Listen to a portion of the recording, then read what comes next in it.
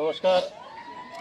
আমরা গতবার এই কমিটির নাম ছিল ৫ নং ওয়ার্ড কমিটি। বর্তমানে আমাদের এই পূজা কমিটিতে অনেকের চাহিদা বেশি, এলাকা বিস্তীর্ণ করতে হয়, তাই আমরা আবার একটু বড় পরিসরে আমাদের ওয়ার্ড ছাড়াও আমরা ৩ নং ওয়ার্ডের একটা অংশ নিয়ে আমরা এই বিশেষ করে একটা পাড়া হিসাবে আমরা এই পূজা আয়োজন করছি। তো গতবার আমাদের যা যা অনুষ্ঠান ছিল এবারে এটিই থাকছে। শুধু আমাদের গতবার একটি সুদূর পদ্মবিল থেকে আগত একটি গান বাজনার টিম তারা থাকছে না। পাশাপাশি আমরা প্রসাদের ব্যবস্থা যে গতবার যেরকম ছিল এবারেই 4 দিনই আমরা প্রসাদ বিতরণ করব প্রত্যেক ভক্তদের জন্য।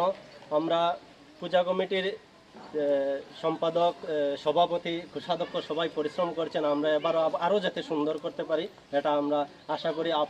আপনার মাধ্যমে আরও যাতে বিশেষ করে মানুষ এই পূজা মণ্ডপে আসেন, মায়ের দর্শন করেন, এটা আমরা আবেদন রাখছি পূজা কমিটির পক্ষ থেকে। এবারকার পূজা আপনারা কত টাকার বাজেট নির্ধারণ করে এগিয়েছেন? আমরা মোটামুটি গতবার 3 লাখের উপর একটা বাজেট ছিল, সেই বাজেটেই আমরা অগ্রসর হচ্ছি। দেখা যাক কী হয়। এই যে বিশাল পরিমাণ অর্থরাশি আপনারা কোথা থেকে সংগ্রহ করছেন? আমরা আমাদের বলেছিলাম যেটা আমাদের ওয়ার্ডের ভিতরে এবার একটু বড় করেছি আমরা পাড়া ভিত্তিক।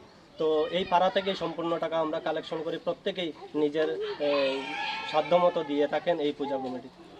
বর্তমানে বর্ষাকালীন মৌসুমের যে একটা আগমন, সেই পরিস্থিতি নিয়ে কি আপনারা কতটুকু মানে আশাবাদী যে সুন্দর এবং সুষ্ঠুভাবে পরিচালনা করতে পারবে? আমরা ভগবানের কাছে প্রার্থনা করি যাতে পূজার 4 দিন কমপক্ষে আমাদেরকে কিছু সময় দেন আনন্দ ফুর্তি করার জন্য সবাই। আর বিশেষ করে আমাদের পূজা মণ্ডপের ভেতরে আমরা জল ঢুকতে দেবো না, বৃষ্টি আসলো আমরা চেষ্টা করব।